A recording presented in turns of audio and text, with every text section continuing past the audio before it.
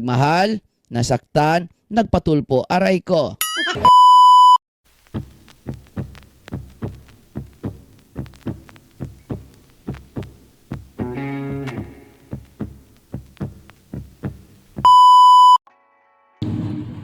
Hello mga kalingap, ngayon panibagong araw, panibagong reaksyon naman tayo ngayong araw na ito mga kalingap. Ito ay kay Kuya Bal na upload. Suportahan natin palagi si Kuya Bal, huwag natin kalimutan ang ama ng kalingap natin. Ang nag-iisang Kuya Bal, lagi nating suportahan mga kalingap. Ito ay magbigay lang tayo ng reaction o kuro-kuro dito kasi sinasabi ni Kuya Bal. Totoo naman talaga, kung wala ka talagang kasalanan, kaya mong humarap sa kamera, no? Humarap sa taong bayan, ipakita mo ang mukha mo, ipakita mo na wala ka talagang kasalanan. At ang bintang niya ay Papa Eds ay talagang walang katotohanan. Kasi kung totoo yun si Papa Eds, hindi yan mag live ng ipapakita ang mukha. Kaya saludo kami kay Papa Eds kasi talagang panindigan niya ang kanyang wala siyang kasalanan. Totoo talaga yun mga kalingap, no? Kung talagang wala ka kasalanan, kaya mong humarap sa mga taong bayan, ipakita mo na malinis ka talaga, no? Kaya bago dyan mga kalingap, paki-subscribe ang ating ama ng Kalingap, Bal Santos Matubang, Ate Idna Vlog, Kalingap Rab, Kalingap Ido, Jack Tapi Matubang, Charity Vlogger sa buong mundo na tumutulong sa ating kababayang mahirap. At nandyan din ang keyboard sa directors at kamasamahan naming directors sa KSSD. Suportaran natin mga kalingap. At ang inyong lingkod na laging naglalambing sa inyo at humingi ng inyong support mga kalingap, Jasmine Superb Channel. Kung hindi ka pa nakasubscribe, please subscribe and don't forget to hit the notification bell para updated ka sa aking mga video na ina-upload mga kalingap. At ito lang aking sasabihin. At kung bago ka pa lang sa aking channel mga kalingap, ganoon din po ang gawin mga kalingap. Paki-subscribe and click ang notification bell para update ka sa aking mga upload. Paki-like and share mga kalingap para laking tulong dito sa aking channel and para swak sa panglasa ng YouTube mga kalingap. At paki-support ang ating kalingap team, kalingap partners. Supportaran natin, subscribe din ng kanilang mga channel. At bago tayo mag-proceed at magbigay ng kuro-kuro dito sa upload ni Kuya Bal, batiin ko muna kayo ng magandang araw, magandang gabi. Kung sa sulok ng mundo tayo naroon, Mindanao, Luzon, Visayas, OFW, kamusta tayo mga kalingap? Ang hiling ko lang na sa mabuti tayong kalagayan and good health lang tayo palagi. Tara mga kalingap, panoorin natin ang mabuti ang video bago magkuminto. Tara, let's go. 1, 2, 3, go! Tapos, ang ginawa po, pagawin sa Cam Norte, gumawa ng channel. Kaya sa ilang araw, nag-live, pero nasaan ang mukha? Hindi nagpapakita. Sa kahihiyan. Pero sino pa nag-live talaga naman? Litaw, patingan lang. Kasi alam niyo po, ang isang taong hindi guilty, isang taong walang ginawang kasalanan, pag nag-live yan, kita ang mukha niya. Napakita po yan sa tao. Pero si Tikyo, nako, nagtatago po. Ibig sabihin po, guilty. No? Guilty. Yung mga paratang niya kay Ido ay hindi totoo. Totoo yan. Kasi kung tunay po yung paratang niya kay Ido, di sana pag nag-live siya, lumalabas. Yung unang live niya po, alas 2 na madaling araw, first live. Tapos hindi pa sila nakikita. So ito po ay isa lamang reaksyon mula kay Papa Bear. Itong video ito po ay hindi ito para mangutya, manbait, mangbas o ano. Ito ay base lamang sa reaksyon ni Papa Bear. Kung kaya't, ang inyong abang lingkod, si Kuya Bal. So, ayun mga kalingap, napanood nyo naman ang video, di ba? Talagang totoo ang sinasabi ni Kuya Bal. Kung wala kang kasalanan at wala kang ginawa, hindi ka nahihiya magpakita sa kamera. Taas noo ka pang harapin ang mga taong bayan na nagtawa sa'yo.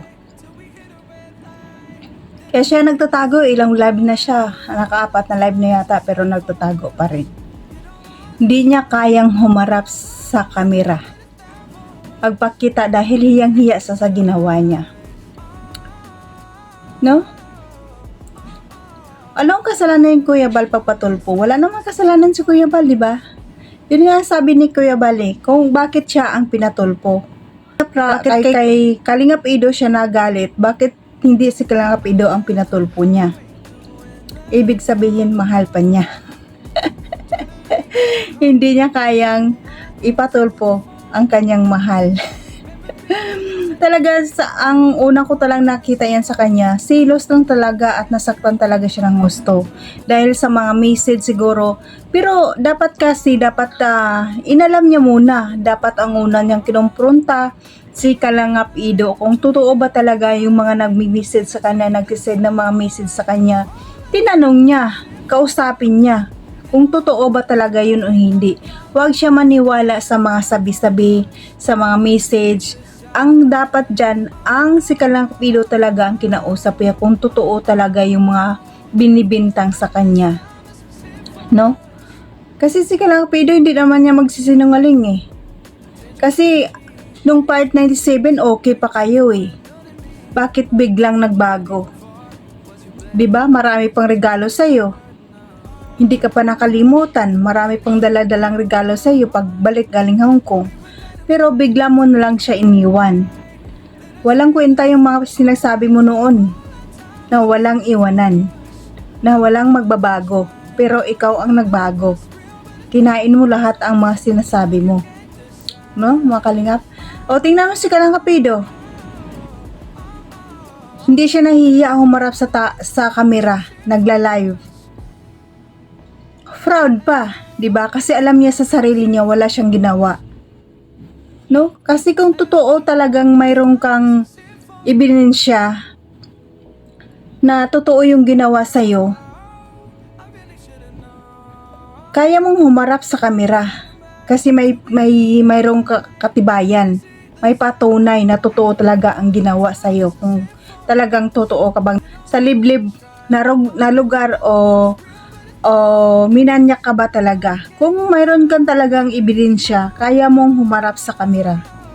Ipakita mo sa taong bayan na totoo lahat ang sinasabi mo. Pero sa kanya hindi eh. Ilang live na, wala. Mag-live, bihira lang magsalita. No? Nakapag-isip ka talaga kung ano eh. Kaya nga sabi ni Papa Bear, nagmahal, nasaktan, nagpatulpo. Totoo talaga yun. Totoo yun talaga nasaktan siya. Sabi ni kay Kuya Bal, naghiganti. Pero ang taong pinaghagantihan niya, si Kuya Bal na walang kaalam-alam. Si Kuya Bal ang pinatulpo.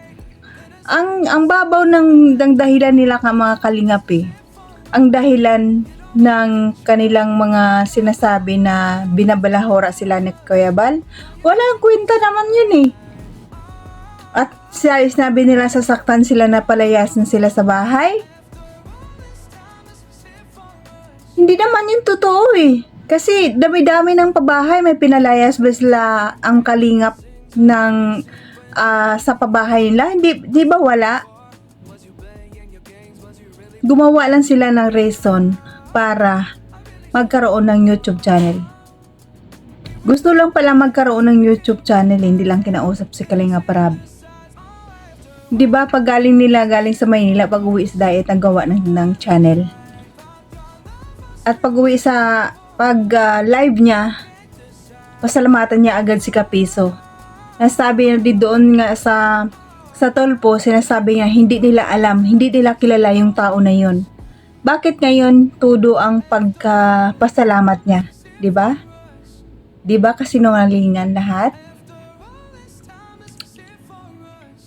Paano hindi katantanan ng mga buzzer? Kasi lahat nakikita sa iyo ang mali. Dapat pagpakatotoo ka para mabalik ang tiwala ng mga tao sa iyo. Pero hindi eh. Mamataas pa kayo, 'di ba? Tingnan mo ngayon.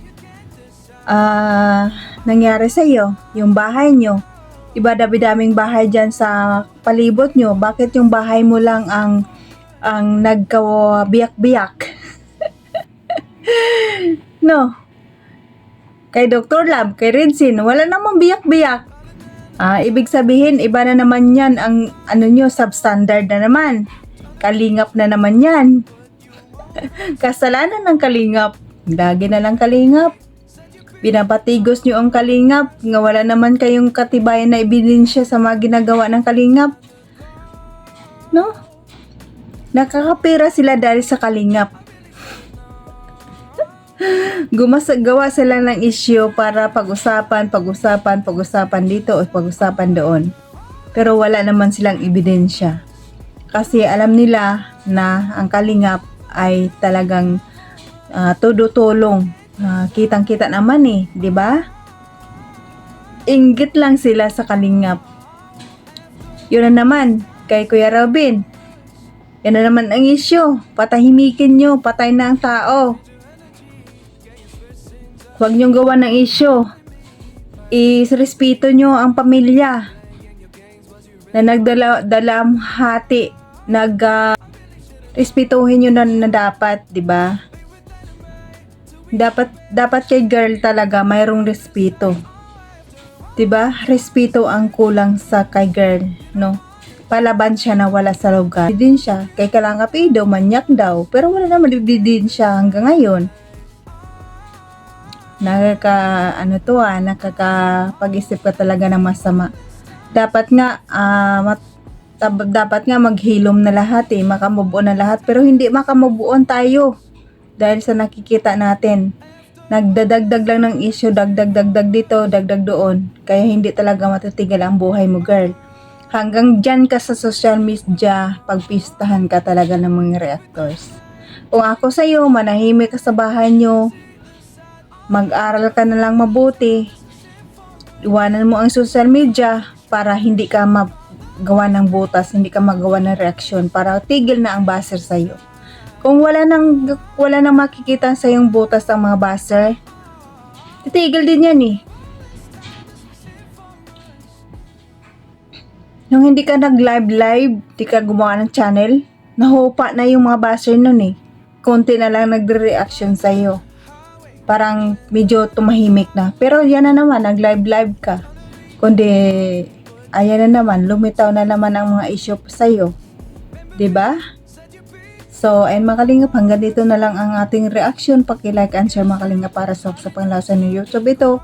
Hanggang sa sunod mga kalingap, supportan nyo pa rin ako. Kahit hindi magaganda na ang reaction, nandyan pa rin kayo lagi. At supportaran natin si Kuya Bal sa atin na sa Kalingap Rab, mga Kalingap team, Kalingap partner, supportaran natin mga Kalingap. At hanggang dito na lang. God bless at all and God bless mga Kalingap. Bye bye!